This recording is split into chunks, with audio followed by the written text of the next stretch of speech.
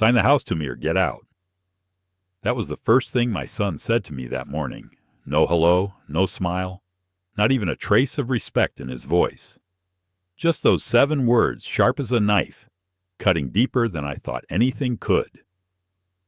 For a moment, I thought I'd misheard him. Maybe I was still groggy from sleep. Maybe my hearing wasn't what it used to be. But then I saw his face.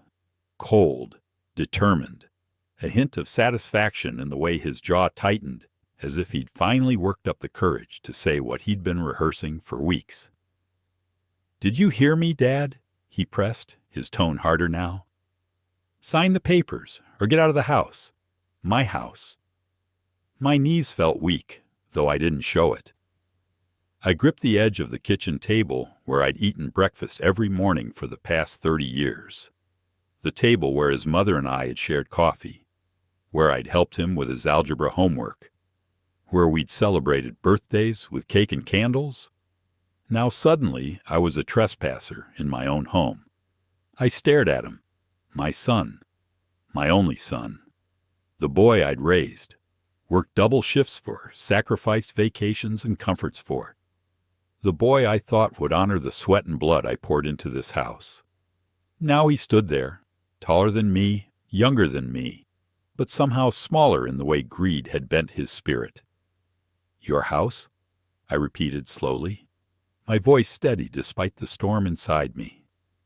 "This house was built by my hands, with your mother beside me every step of the way. Don't you dare stand there and tell me it's yours." His lips curled in a smirk. "The deed says it will be mine sooner or later. Why not make it sooner? You can't live here forever, Dad. It's too much for you. You're not getting any younger. It's time to face facts."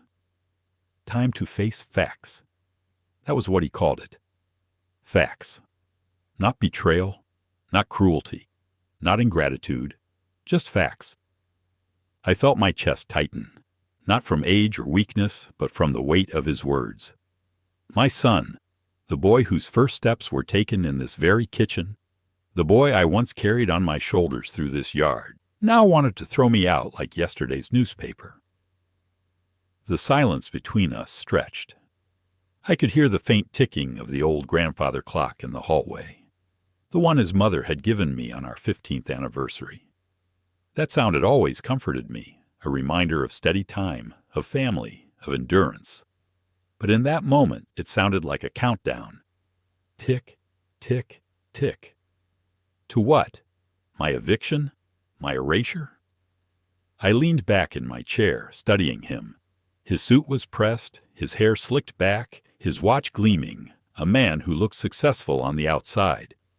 But behind the polished veneer, I saw something else. Desperation, maybe even fear. "Why?" I asked quietly. My voice carried not anger, not yet, but disappointment that cut deeper than any rage. "Why are you doing this?" His eyes darted away for a moment before locking back onto mine. "Because I deserve it. I've been waiting long enough. You've had your time here, Dad. You can't even keep up with the house anymore. I'm ready to take over." Deserve it. Those words hit me harder than anything else. He thought he deserved what I had bled for, what his mother and I had sacrificed everything for. He thought simply being my son meant he had earned it. I should have argued more, should have shouted, should have slammed my fist on the table and thrown him out. But I didn't. Not then. I just sat there, letting the cold truth wash over me like icy water. My son didn't see me as his father anymore. He saw me as an obstacle, a signature, a barrier between him and what he wanted. "Get your papers ready, Dad," he said finally, his tone sharp, dismissive. "If you don't sign, I'll take you to court, and you'll lose. Everyone knows it's time for you to step aside." Then he turned and left, leaving me alone in the kitchen with the ticking clock and the ghost of his mother's laughter lingering in the walls. I sat there for a long time, staring at the grain of the wooden table beneath my hands. My wife and I had sanded it down ourselves, choosing a sturdy oak because we wanted something that would last a lifetime. Every dent, every scratch told a story. The night we spilled wine while laughing too hard. The mornings when our son banged his toy cars against it. The knife marks from carving too close to the surface. This table had held us together as a family. Now it was holding me together as I tried not to fall apart. I reached for the photograph on the counter, the one I kept propped against the wall. Her smile looked back at me, gentle and steady, as if she already knew this day would come. "He wants the house," I whispered to her. My throat tightened. "The house we built, the house we dreamed of. He wants to take it from me." For a moment, I thought I saw her eyes flicker with sadness. But maybe it was just my imagination, my grief painting emotions onto a still image. Either way, I felt her presence, and it steadied me. I wasn't just fighting for a deed. I was fighting for her memory, for our life's work, for the dignity no one, not even my own flesh and blood, had the right to strip from me. My son thought I'd roll over, thought I'd crumble under his demands, thought I was too old, too weak, too tired to fight. He had no idea. I may have been older, I may have been slower, but I wasn't finished. And I wasn't about to sign away my life to a boy who had forgotten what family meant. Not now, not ever.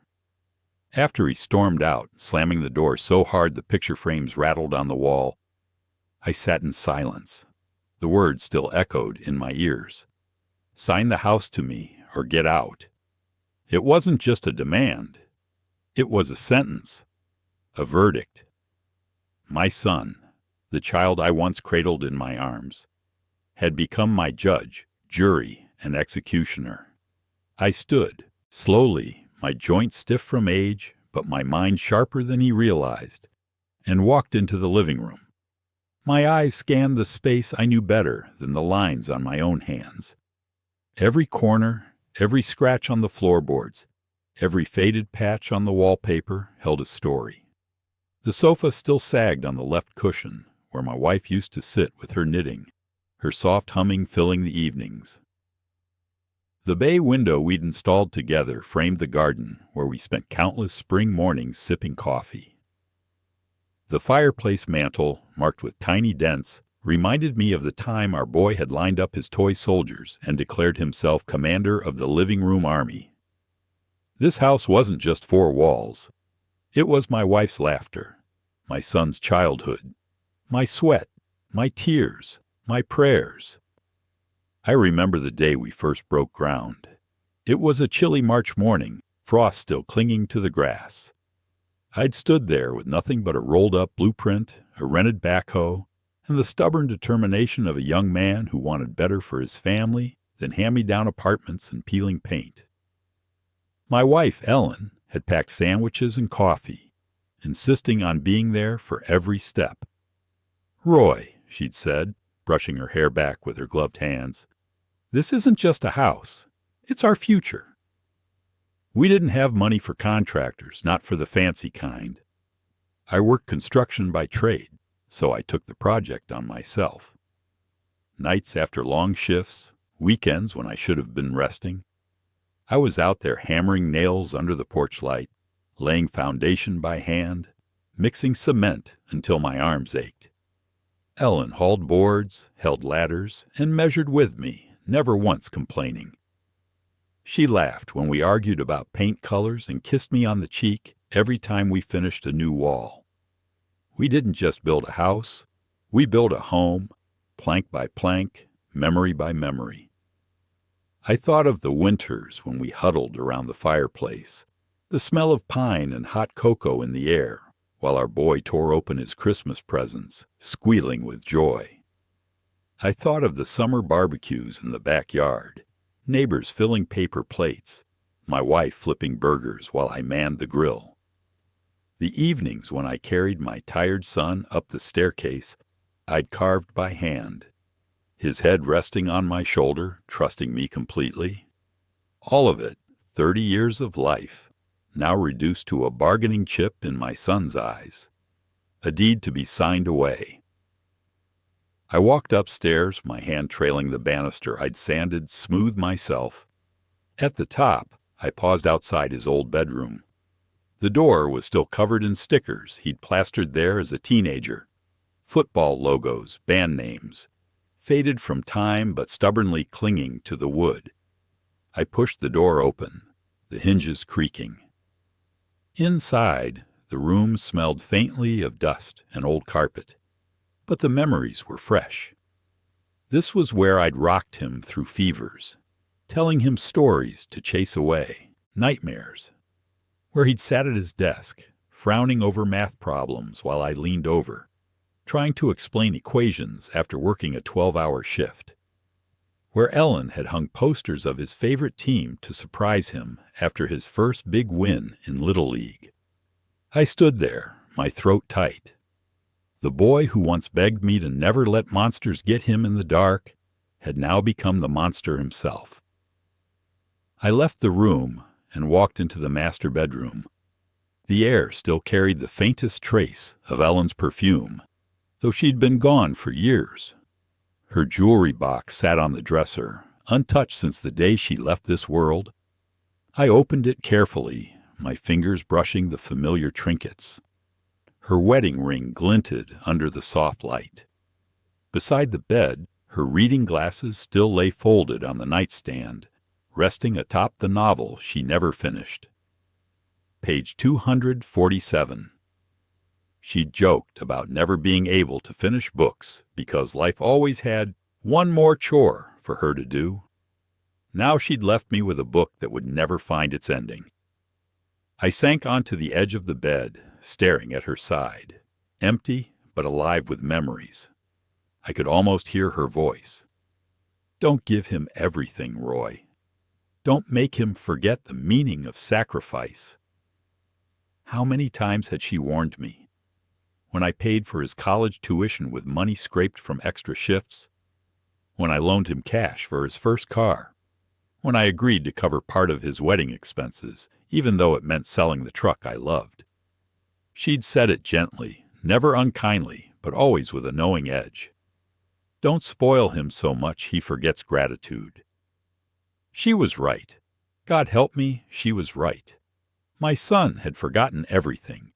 He'd forgotten who built this house, who kept the lights on, who dug deep when there was nothing left to give.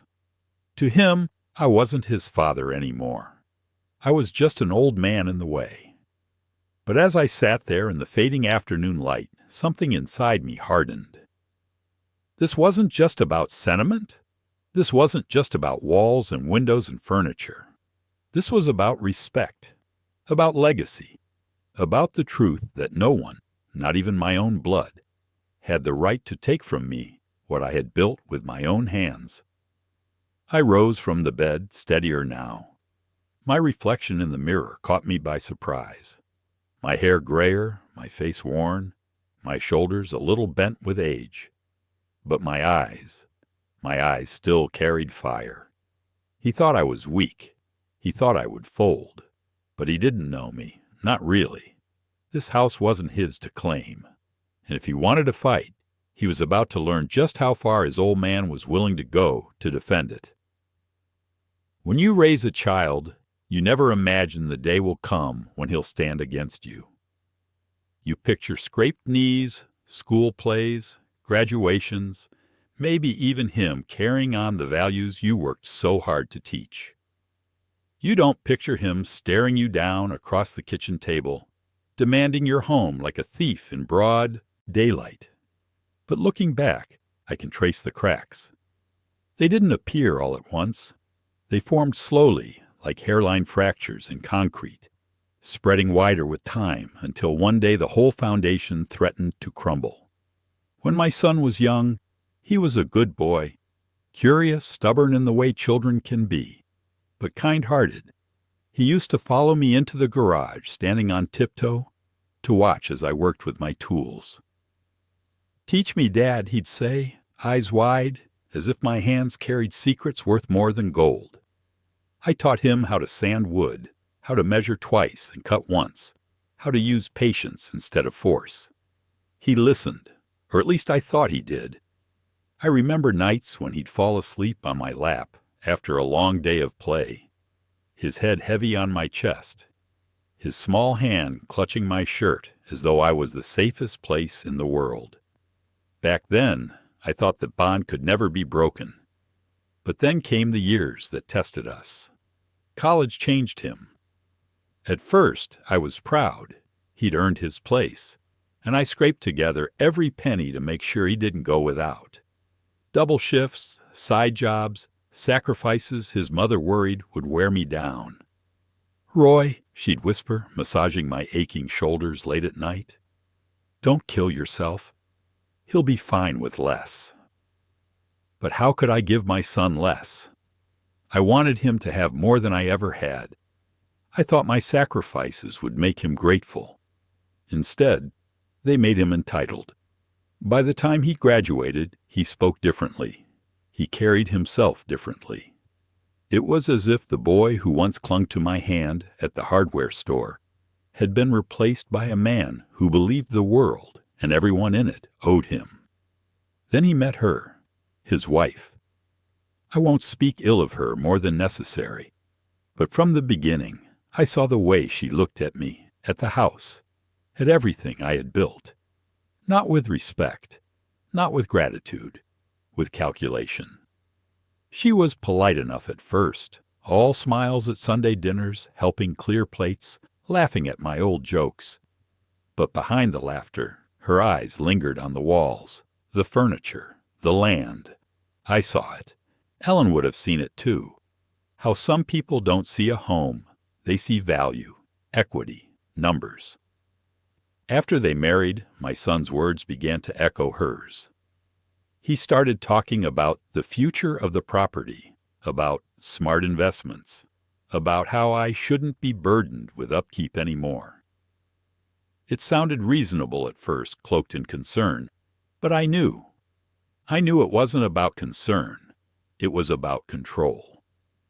One evening, he sat across from me at this very table and said, "Dad, why don't you downsize? You don't need all this space.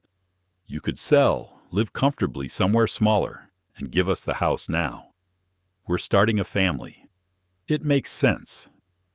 I remember staring at him, stunned. "This isn't just space," I told him.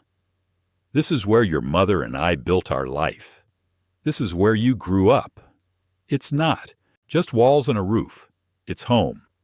He frowned, as if I was speaking a foreign language. "Home is wherever you make it," he replied. "This place is wasted on you now."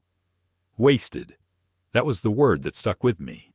30 years of sweat, love, sacrifice, wasted in his eyes, because I dared to keep living in it. As the months passed, his patience thinned. He stopped asking and started pressing.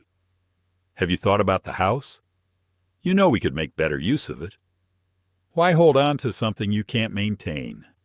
Each sentence chipped away at me, not just because of what he said, but because of who was saying it. The boy who once begged me to protect him from the monsters under his bed had become the monster standing in my living room. His mother's death only made it worse. Without her there to temper him, to remind him of gratitude and love, his ambition grew unchecked. He began speaking as if he was already the owner, as if I was merely squatting in a place that would one day belong to him. He even told me once, half joking, "Don't worry, Dad.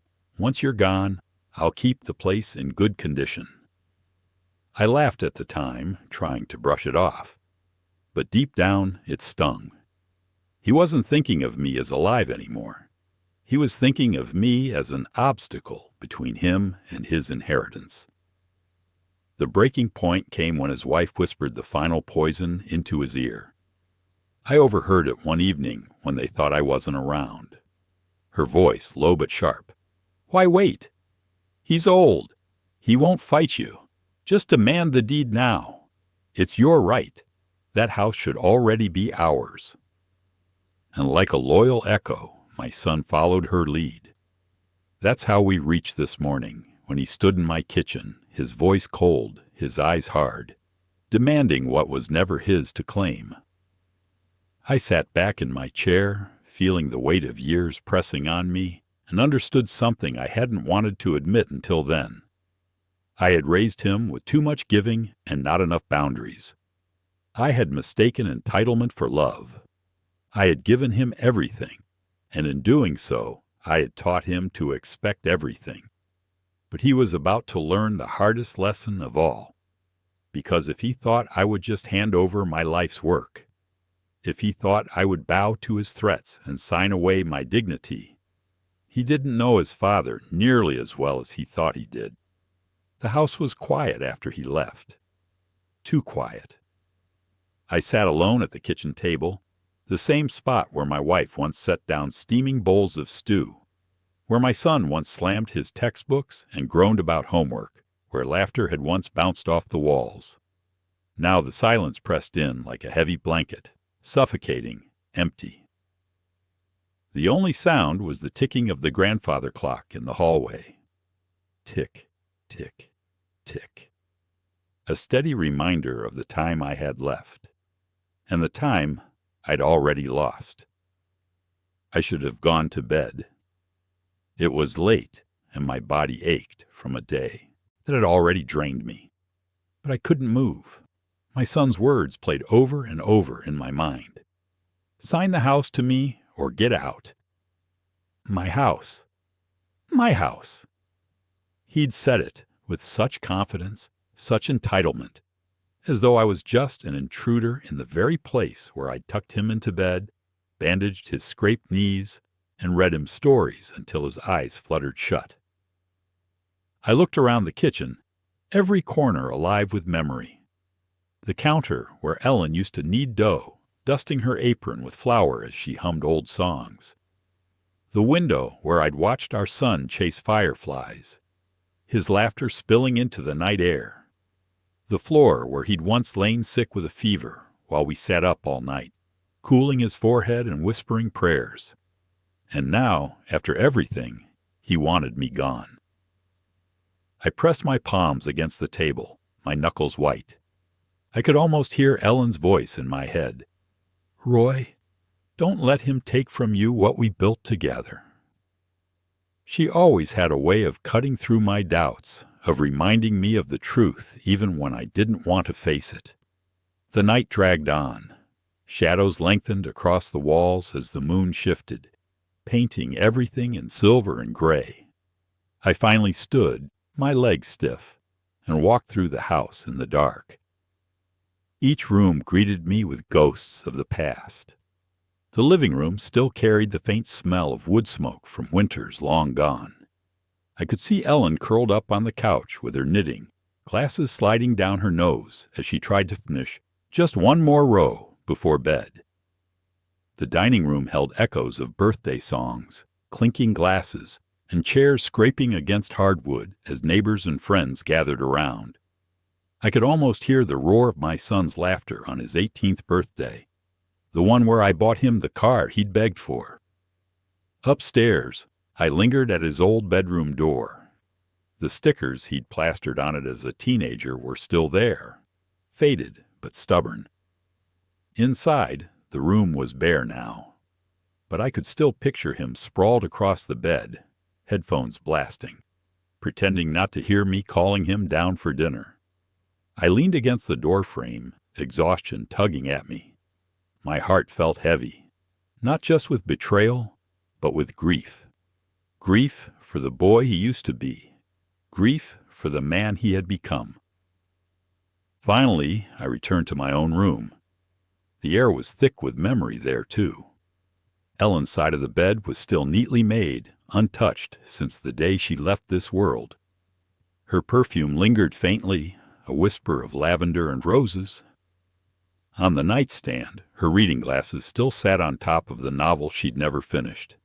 Page 247. I'd left the bookmark there, unable to move it forward.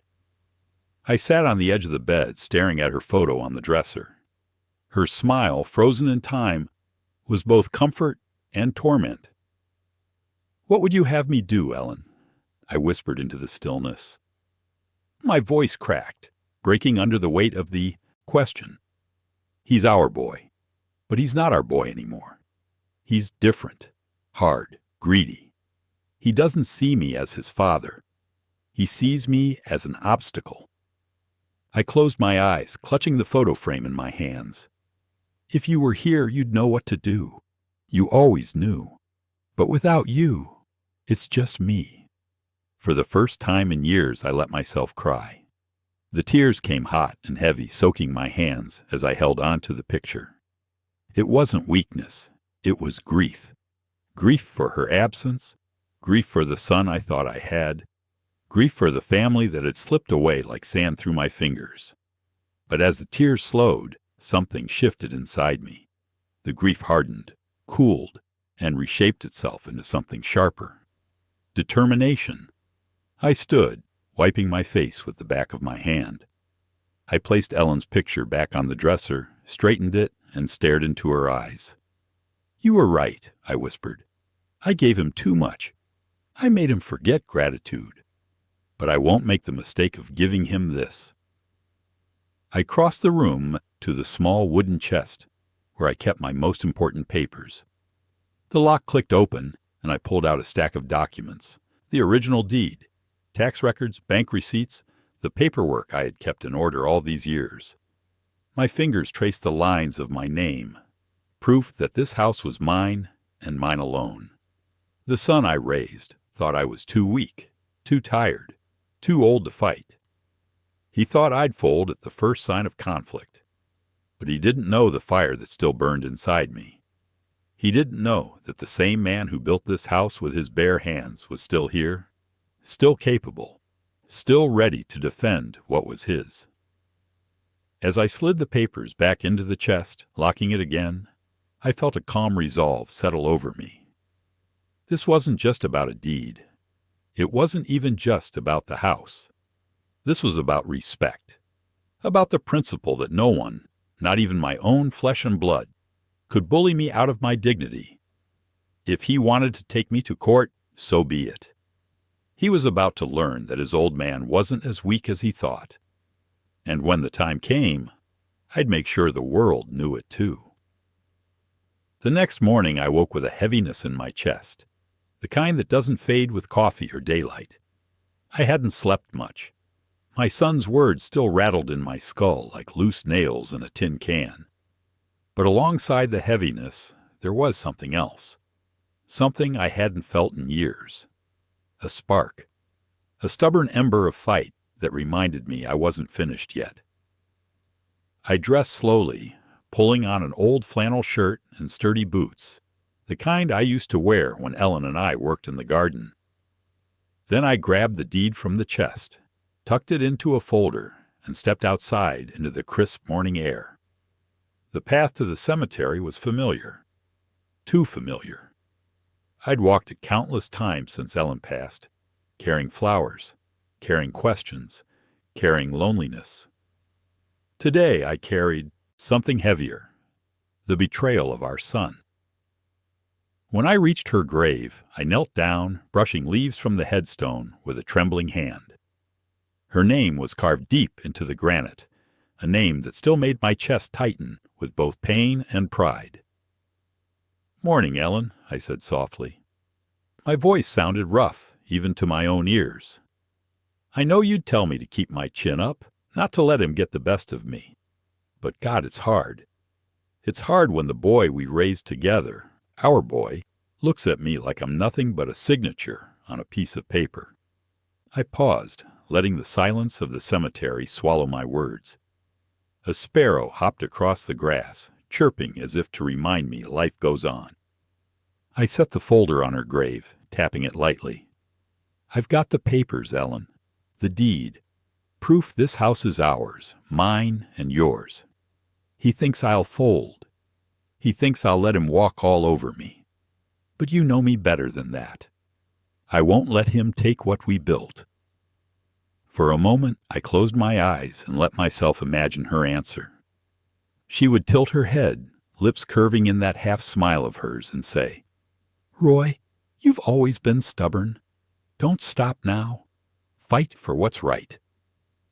When I opened my eyes again, I felt steadier, lighter, as if she had given me permission to do what needed to be done. On my way home, I stopped at the lawyer's office. I'd known Frank Miller for years, a solid man, honest, sharp as a tack even in his 60s. He greeted me with a firm handshake and a frown of concern. "Roy," he said, motioning me to sit. "You don't usually come around unless something's serious. What's going on?" I laid the folder on his desk and slid it toward him. "My son's trying to take my house." Frank raised an eyebrow but said nothing till he'd opened the folder and scanned the deed. He flipped through tax records, mortgage statements, receipts. Then he leaned back in his chair, steepling his fingers. "Well, from what I see here, Roy, he doesn't have a legal leg to stand on. The house is solely in your name. Always has been. Unless you signed something I don't know about, it's yours." I let out a breath I hadn't realized I was holding. Relief washed over me, but only for a moment. "He says he'll take me to court. He's convinced he'll win. He's already acting like the house is his." Frank's eyes narrowed. "He can try, but the law's on your side. Still," he leaned forward, his voice lowering, "be prepared. He might not fight fair. He might claim you're unfit, that you can't handle your own affairs. Some children try to twist things, say their parents are incompetent, and try for power of attorney. It's dirty, but it happens." I nodded slowly, the weight of his words sinking in. My son wasn't just trying to take my house. He might try to strip me of my independence. That thought cut deeper than any demand for a signature. "So what do I do?" I asked. Frank smiled faintly. "You do what you've always done, Roy. You stand your ground. Keep your documents in order. Don't sign anything. And when the time comes, we'll make sure the court knows the truth." I shook his hand, feeling steadier than I had in days. As I left his office, I realized something important. This wasn't just about the house. This was about my dignity, about proving I wasn't a man to be pushed aside, not by age, not by arrogance, not even by my own son. That night, back at home, I gathered everything into neat piles: deeds, tax records, bank statements. Each piece of paper was more than ink and signatures. It was proof of every sacrifice I'd made. Proof of the nights Ellen and I spent working late, the money I'd funneled into tuition, weddings, and mistakes. Proof that this house was mine in every sense of the word. I sat at the kitchen table, spreading the papers out before me like weapons laid on a battlefield. The ticking clock in the hallway no longer felt like a countdown to loss. It felt like a drumbeat to war. My son thought I was finished. He thought age had weakened me, that grief had softened me, that I'd crumble under pressure. But he'd forgotten who raised him. He'd forgotten the man who built this house nail by nail, who stood by his wife through sickness and health, who never backed down from a hard day's work. As I stacked the papers neatly into the folder, I whispered into the empty room, "You picked the wrong man to push, son." I wish I could say my son gave up after our confrontation, but he didn't. He wasn't the type to let go once greed had sunk its claws in. Instead, he changed tactics. If brute demands didn't work, then he'd chip away at me little by little. At first, it came disguised as concern. He'd stop by unannounced, standing in the doorway with his arms crossed, eyes scanning the house like an inspector.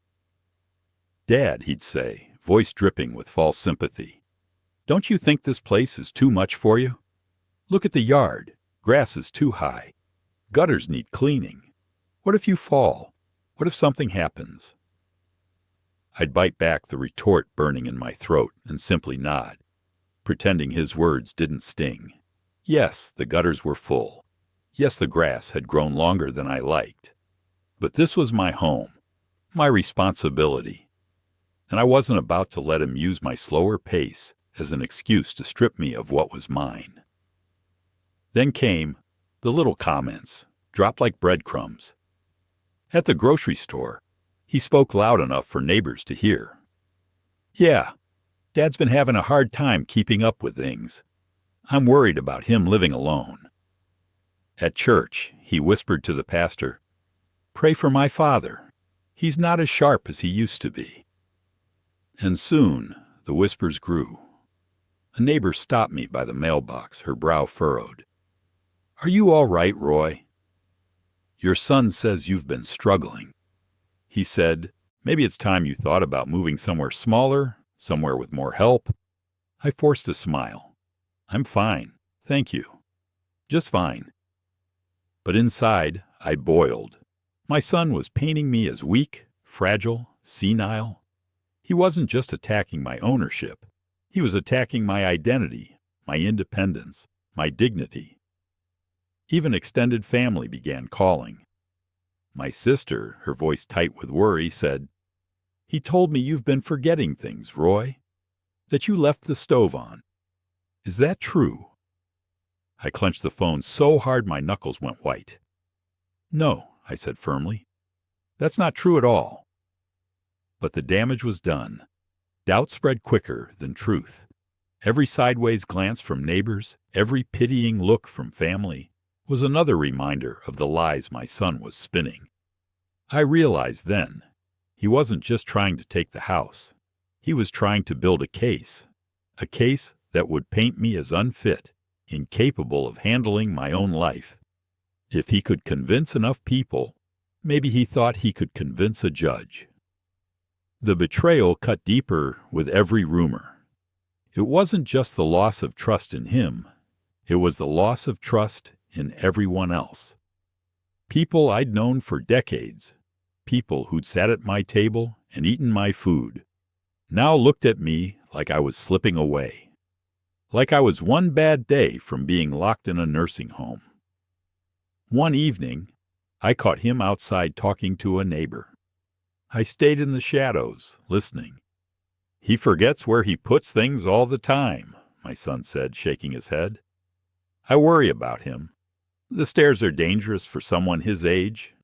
He won't admit it, but he's not capable of keeping up with the house anymore. Honestly, I think it'd be best if he handed it over. We could make sure it's cared for properly." The neighbor nodded sympathetically, and my stomach twisted. He wasn't just whispering doubts anymore. He was campaigning, rallying people to his side, as though this was some election, and the prize was my home. That night, I sat alone in the darkened living room, the only light coming from the lamp Ellen used to read by. The shadows stretched long across the walls, and I felt the weight of loneliness pressing in. But as heavy as it felt, I knew one thing with absolute certainty. I wasn't going to let him win this way. Let him spread lies. Let him paint me as weak. I would show the truth where it mattered most, before a judge. I walked to the chest, opened it again, and ran my hands over the documents I'd carefully collected. The deed, the records, proof of ownership, proof of years of sacrifice.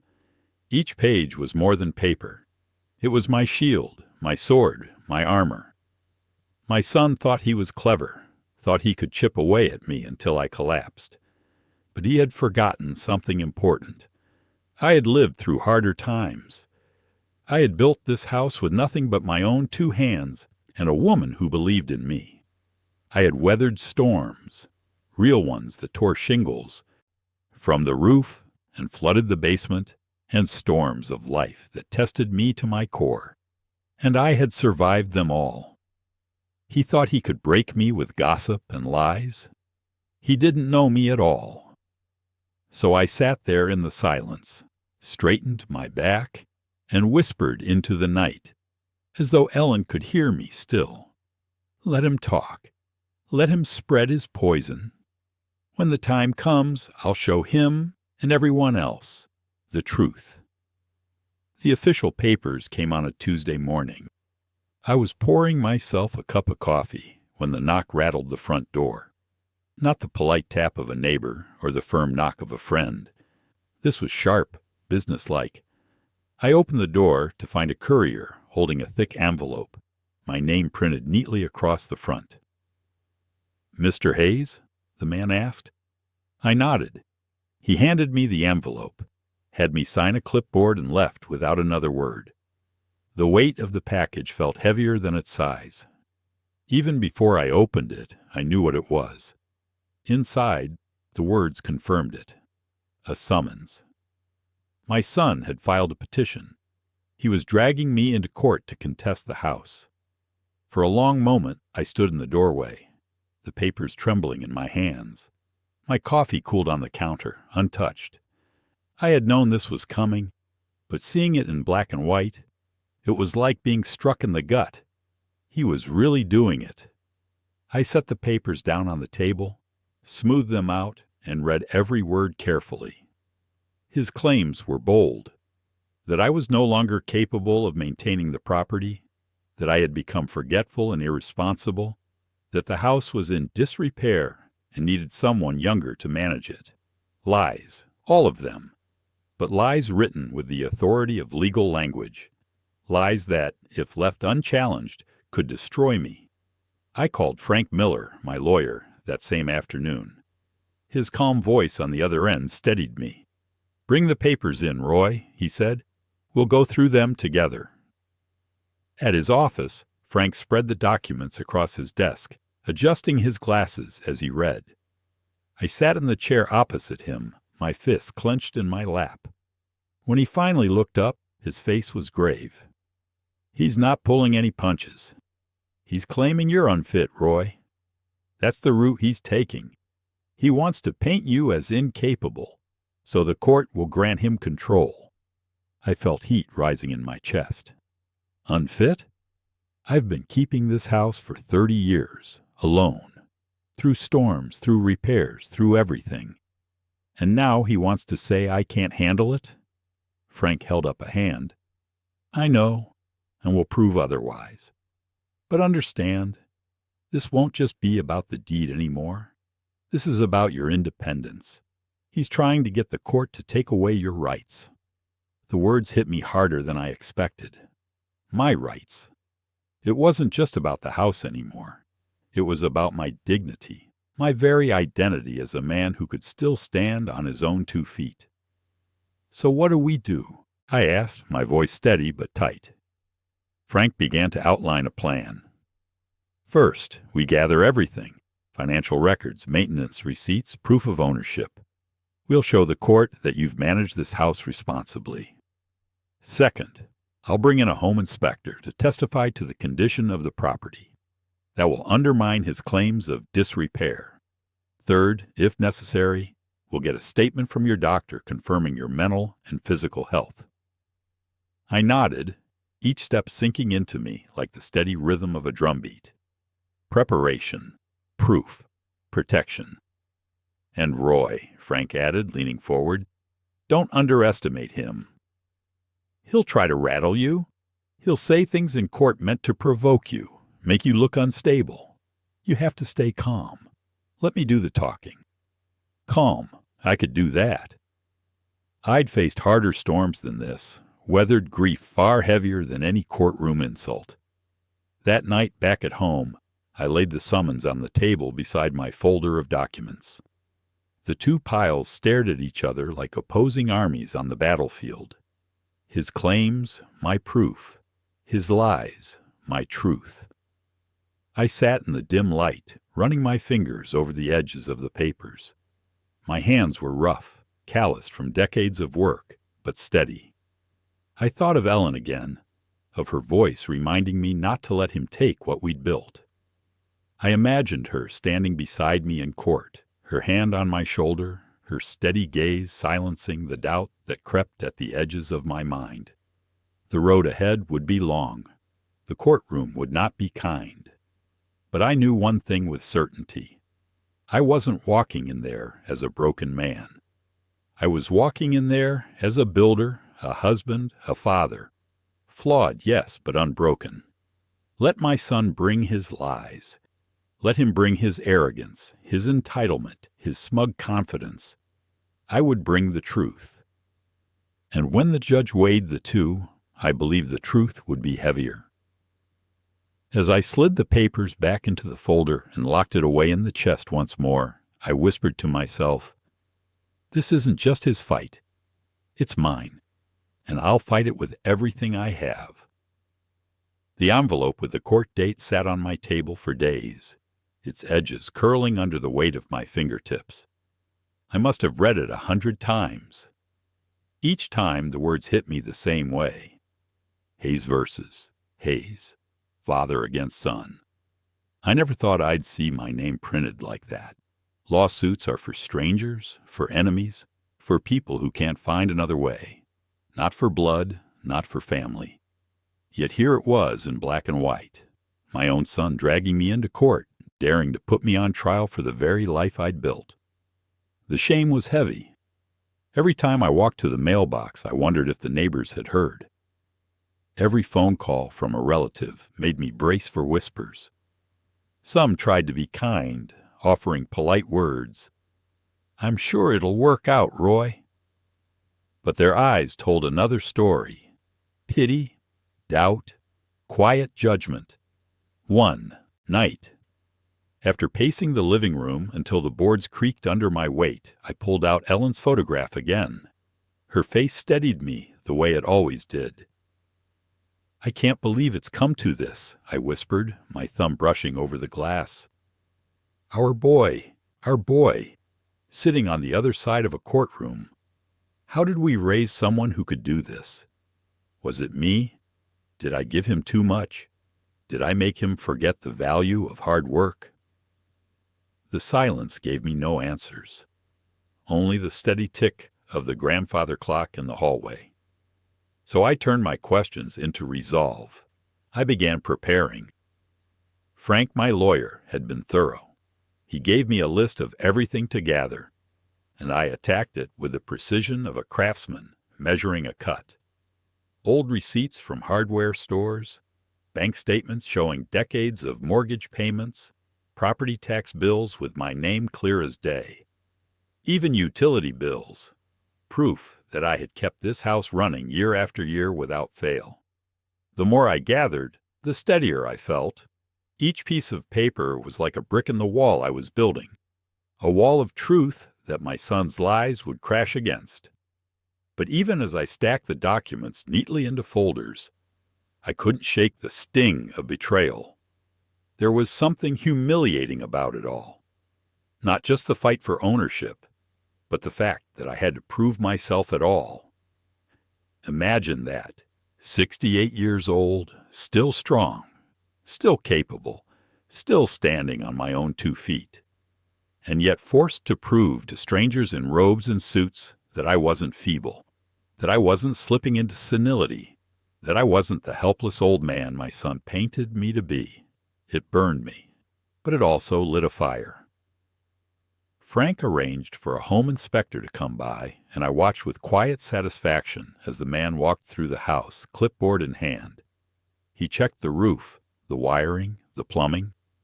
When he finished, he looked at me and said, "Mr. Hayes, this house is in good condition. You've kept it up well. Better than most folks your age." Better than most.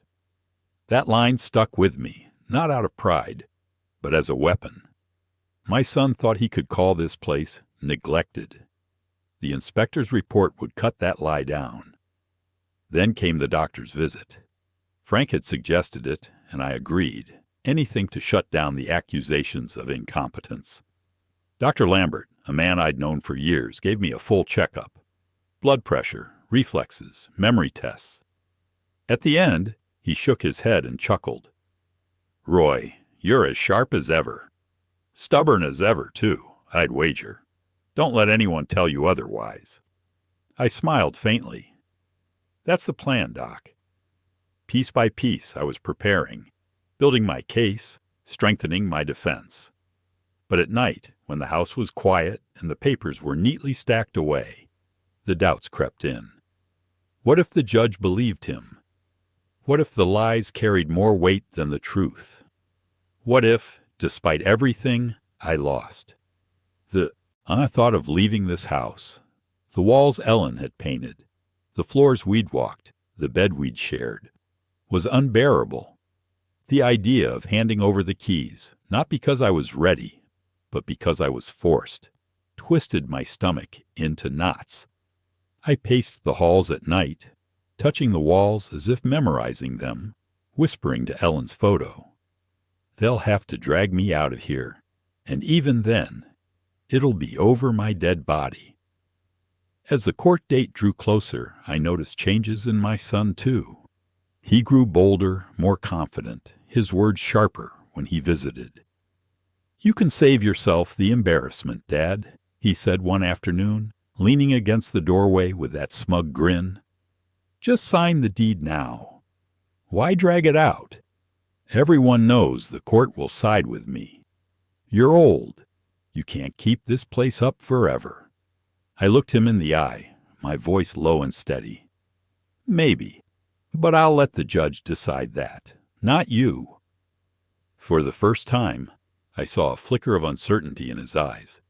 It was brief, gone in a flash, but it gave me strength. He thought I'd crumble under pressure.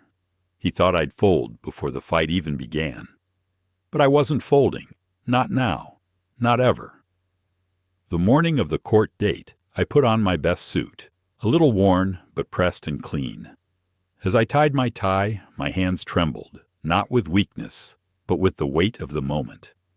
I straightened my reflection in the mirror, staring into eyes that had seen storms, grief, sacrifice, and were still unbroken.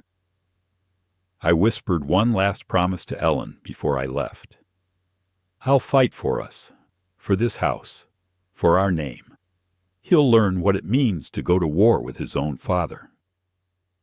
And with that, I picked up my folder, squared my shoulders, and walked out the door. The courthouse smelled of old wood and polished floors, a mix of history and authority that pressed down on you the moment you stepped inside. I walked through the heavy doors, my folder clutched under one arm. My heart beat steady, like a hammer striking nails, but I forced my face calm. Frank walked beside me, his briefcase swinging with quiet confidence.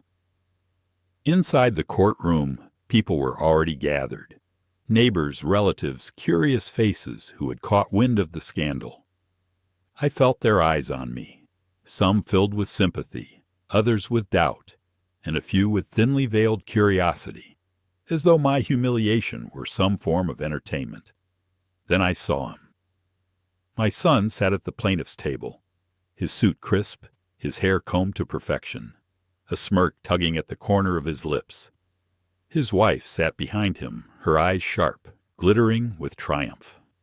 He leaned back in his chair, confident, arrogant, as though the outcome was already written in his favor. When our eyes met, he didn't look away. He didn't flinch. He just smirked wider, as if to say, "This is my house already. You're just delaying the inevitable." I clenched my jaw but said nothing. Let him think I was beaten. Let him think I was small. A man who underestimates his opponent has already begun to lose.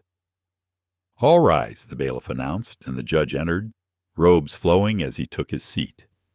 We all sat, the weight of the moment pressing into my chest. The case began. My son's lawyer rose first, a sharp man with a voice that carried easily across the room. He spoke with rehearsed confidence. "Your Honor, my client, Mr. Hayes, Jr., is here today because his father, the defendant, is no longer capable of maintaining his property. The home in question has fallen into disrepair, and Mr. Hayes, Sr. has shown signs of diminished capacity. For his safety and for the well-being of the family legacy, my client requests the property deed be transferred into his name immediately." Every word felt like a dagger. Diminished capacity. Disrepair. Lies, stacked one atop another like rotten planks. I sat still, my hands folded, my face calm. But inside, fire roared. The lawyer continued, painting a picture of me as a frail old man stumbling through a crumbling house. He spoke of safety concerns, of inability to manage daily affairs, of a father who had become a burden rather than a man. And then my son took the stand. He walked with swagger, chin lifted, shoulders squared. When he sat, he put on a mask of concern, his voice dripping with false pity. "Your Honor," he began, glancing at the judge as though speaking to a confidant, "I love my father. Truly I do. But I'm worried about him. The house is too much for him. He forgets things. The roof leaks. The yard's a mess. And I've had neighbors tell me they're worried he might get hurt. I just want to make sure he's safe and that the house stays in good hands." Lies. Smooth, polished lies that slid easily from his tongue. He even managed to squeeze out a sigh, the kind meant to tug at heartstrings.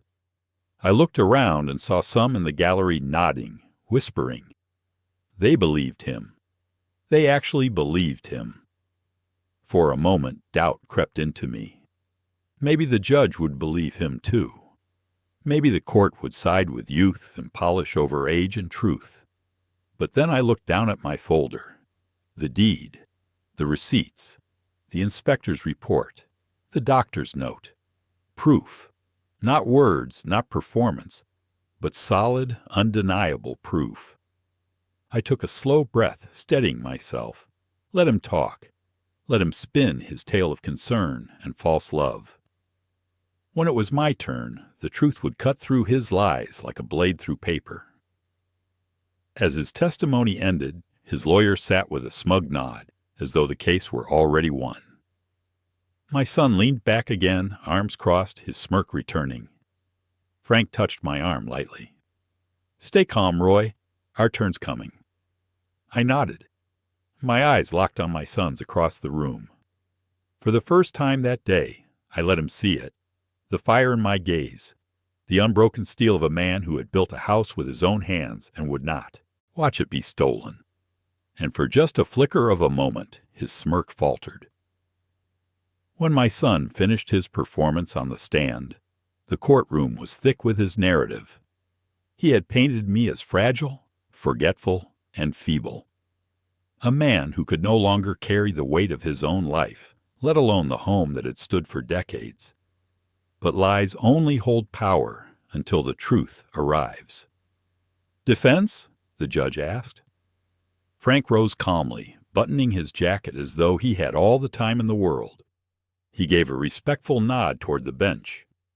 "Your Honor, the picture my client's son has painted is dramatic, but not accurate. Allow me to show the court the reality." He began with the documents, meticulous, organized, undeniable. Here we have 30 years of property tax records, everyone paid on time. Mortgage statements, paid in full. Utility bills, consistent and current. Maintenance receipts from local contractors. In short, evidence that Mr. Hayes Sr. has maintained this property responsibly, without lapse, for decades. He handed the papers to the clerk, who passed them up to the judge. The courtroom grew quiet. The weight of facts settled against the flimsy air of my son's testimony. But Frank wasn't finished. "Additionally, Your Honor, a professional home inspection was conducted just 2 weeks ago. The inspector's report, filed here, states that the house is in excellent condition for its age. The roof, wiring, plumbing, and foundation are all sound. There is no evidence of neglect or disrepair." A murmur rippled through the gallery. My son shifted in his chair, his jaw tightening. His wife leaned forward, whispering something sharply in his ear. "And finally," Frank said, his voice steady, "we submit a statement from Dr. Lambert, Mr. Hayes Sr.'s physician, confirming that he is in good physical health and of sound mind. There is no medical basis to support the claim of diminished capacity." He paused, letting the silence do the work. Then he glanced at me, giving a small nod. "Your Honor, with the court's permission, my client would like to speak for himself." The judge studied me for a moment, then nodded. "Proceed." My legs felt heavy as I stood, but my back was straight, my eyes clear. I walked to the stand, every step echoing in the silent room. When I sat, I folded my hands, looked directly at the judge, and spoke in the steady voice of a man who had carried more than his fair share of burdens.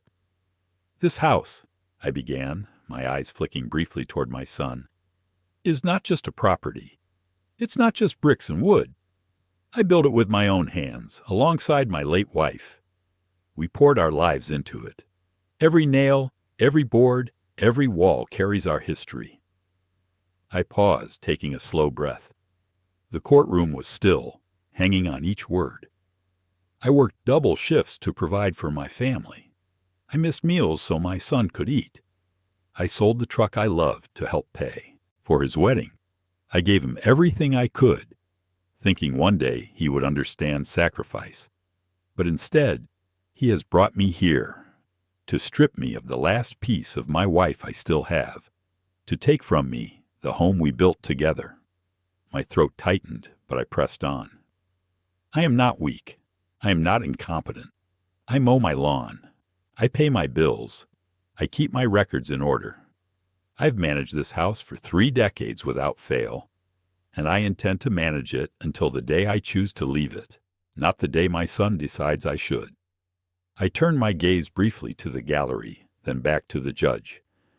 I may be old, Your Honor, but I am not finished, and I will not be erased, not by gossip, not by lies, and not by my own blood. Silence fell. Even the whispers stopped. For the first time since this ordeal began, I saw doubt flicker in my son's eyes. The smirk was gone, replaced by a tightness in his jaw, a nervous shifting of his hands. Frank rose again, his voice calm but edged with quiet steel. Your Honor, the plaintiff's case rests on assumptions and exaggerations. The defense rests on documented truth. We trust the court will see the difference. The judge nodded, his expression unreadable. Very well. We will reconvene tomorrow for final arguments. The gavel struck, and the courtroom emptied slowly. I rose from the stand, my knees stiff, but my heart steady. For the first time in weeks, I felt something I hadn't dared to feel. Hope. My son avoided my eyes as he left with his wife, her face twisted in anger. I watched them go, knowing the fight wasn't over yet. But I had stood my ground. I had spoken my truth. And sometimes the truth is heavier than any lie.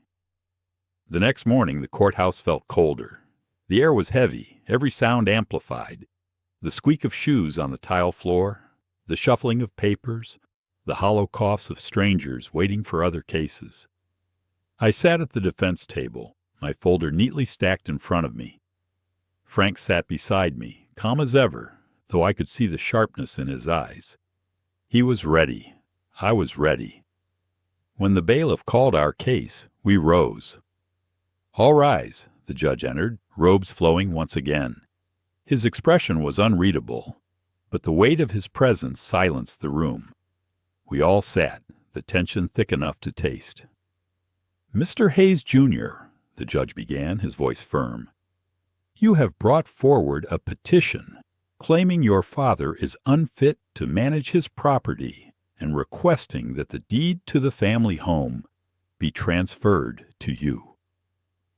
My son straightened in his seat, confidence rolling off him like cheap cologne. His lawyer leaned forward, prepared to pounce at any opportunity. The judge's gaze shifted to me. Mr. Hayes, Sr., you and your counsel have presented documentation and testimony disputing these claims. I nodded once, my throat dry, my palms pressed flat against the cool wood of the table. The judge leaned back, folding his hands. I have reviewed the documents presented, including 30 years of property tax records, mortgage receipts, maintenance statements, a professional home inspection report, and a statement from your physician. These all support your position that you are both physically and mentally capable of maintaining your home. A murmur rippled through the gallery. My heart thudded in my chest. Furthermore, the judge continued, his tone sharpening, I find the plaintiff's claims to be unsupported, speculative, and in parts misleading. This court will not entertain attempts to seize property from a rightful owner under the guise of concern. My son's smirk faltered. His wife gripped his arm tightly, whispering furiously in his ear. The judge reached for a folder on his bench, pulled out the deed, and looked directly at me. "Mr. Hayes Sr., the deed remains yours. Your ownership is reaffirmed and protected by this court." The bailiff stepped forward, handing the document back into my hands. The weight of it was solid, heavy, real. My name printed across the top glistened under the light, stronger than any lie my son could tell. For a moment, I couldn't breathe. I looked down at the deed, then up at the judge. "Thank you, Your Honor," I said quietly, my voice carrying more weight than I intended. But the judge wasn't finished.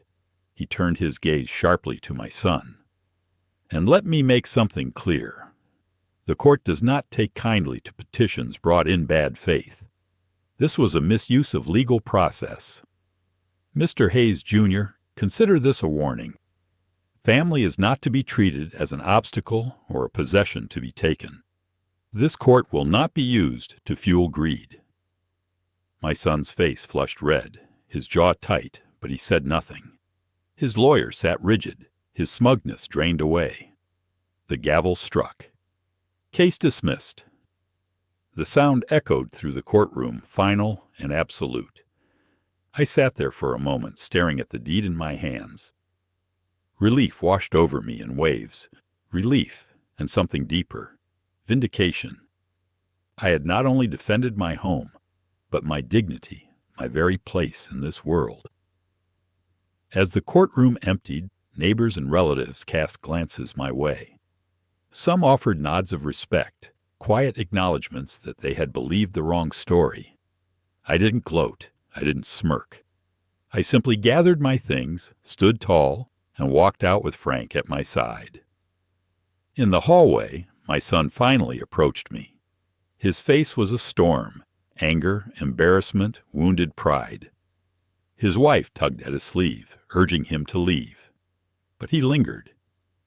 "Dad," he muttered, his voice low, "you didn't have to fight me like this. You could have just given it up." I turned to him, holding the deed tight in my hand. My voice was calm, steady, unshaken. "Son," I said, "a house built on sacrifice isn't given. It's earned. And until you understand that, you'll never own anything worth keeping." His eyes flickered, but he didn't answer.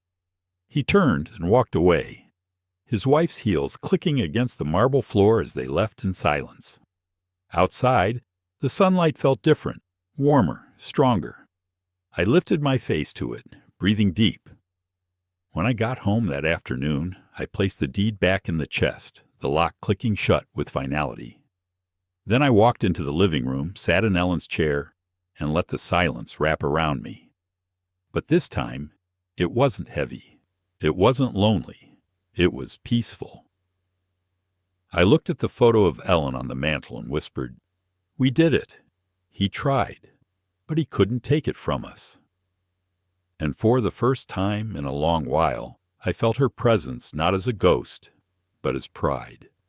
The house stood firm around me, as it always had.